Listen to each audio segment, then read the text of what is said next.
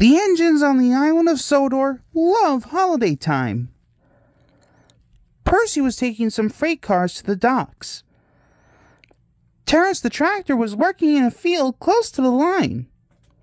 Percy was confused. But when Percy saw Mrs. Kindly, she was standing by her gate waving a red flag. Asked the driver. Percy was puzzled. Percy didn't know how, but his driver was determined. Percy had to stop at Edward Station to take on water.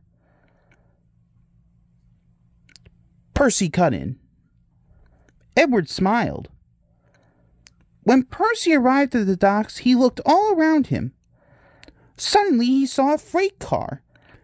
It was loaded with a new set of shiny buffers.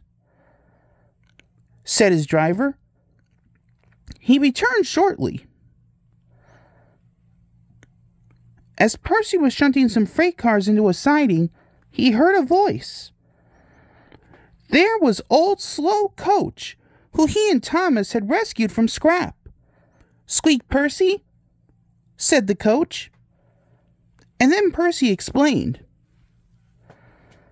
Said his driver.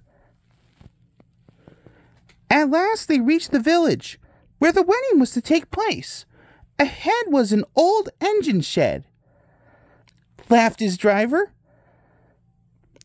Replied Thomas. Said his driver. When the bride and groom left the church for the party, Sir Topham had addressed everybody. The engines whistled and everyone cheered. Said the bride.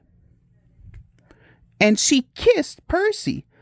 Thomas laughed as Percy blushed bright red. Sighed Percy that night. But Percy was embarrassed and pretended to be asleep.